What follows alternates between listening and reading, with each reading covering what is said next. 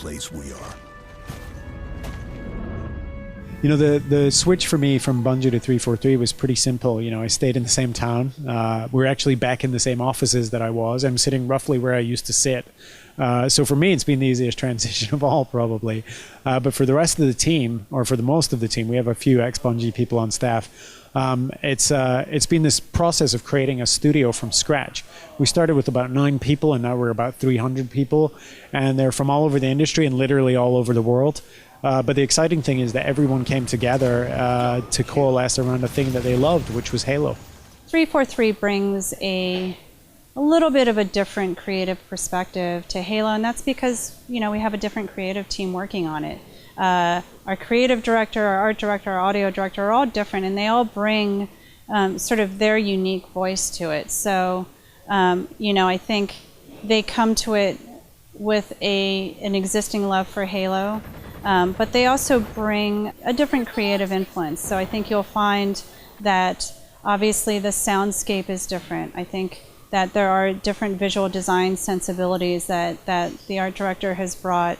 And certainly we needed to be able to do some things that felt fresh and felt different. So you should be able to jump in and immediately know that it's Halo, but also really immediately feel that you know, it has a little bit of a different voice.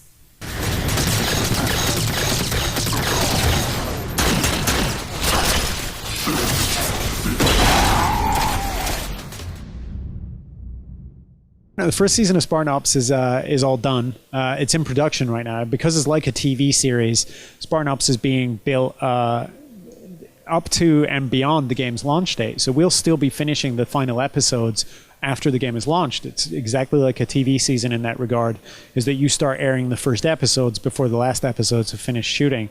And so that's been an unusual but exciting experience for us and a new way for us to build content. The gameplay, however, is all done and it's almost completely finished outside of sort of very basic tuning at this point. So really we're waiting on the video content, this very high quality CG story content to be finished, but the script and the story is all complete, and actually most of the episodes are in their sort of final shape. You know, I think it's a story arc that we're excited about. You know, we didn't take a multiplayer mode and just kind of figure out what story makes sense around it. It is a story we really wanted to tell in the Halo universe, and it's a story that is done, but also we've already started thinking about how that story continues. You know, we have our story mapped out for a few years, and so we have some really good broad stroke ideas about where the story's going. But when you're making a game, the story has to be in service to the gameplay. And you can't force designers to build things that just map directly to the story. You have to be flexible. And so although we have a pretty good story concept, say, for the next game, we know that's going to change as we sort of enter into the design process and people come up with new ideas and new technologies and new methods of creating gameplay experiences, and sometimes the story has to map back to those. So we're planned out pretty far in advance, but we're very, very flexible, and we're never going to rigidly force gameplay into story or vice versa.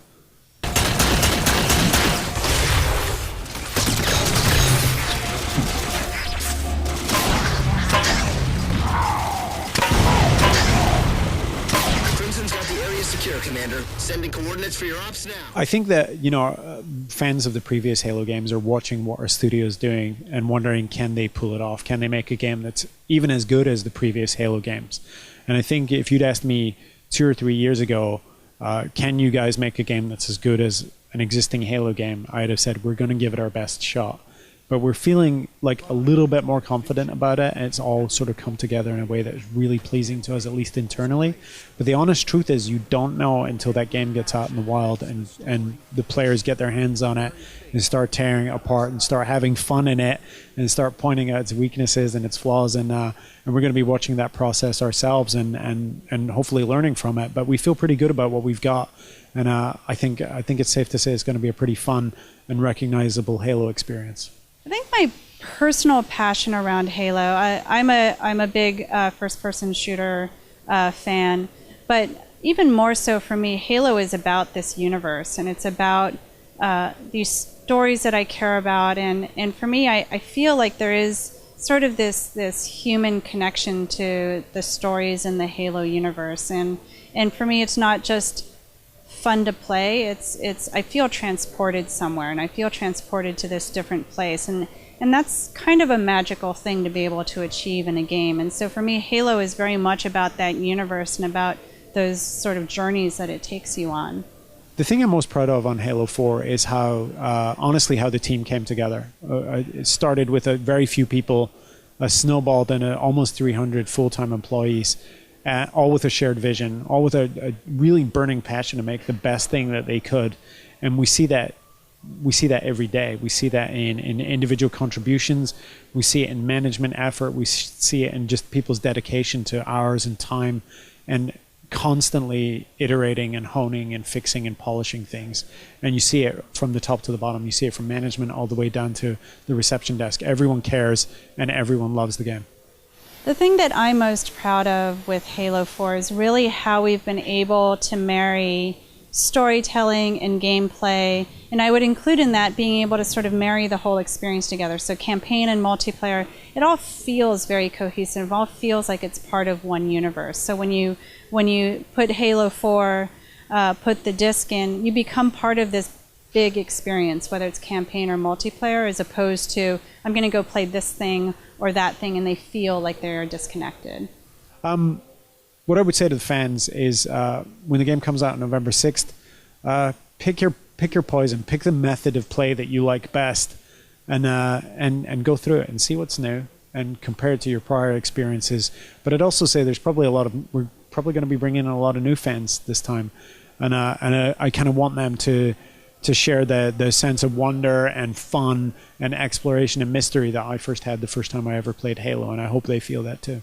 We're incredibly excited to finally be able to deliver this to the Halo fans. We are Halo fans. This has been a labor of love, and we all feel very proud and hope it's something that, as Halo fans, make you guys proud too.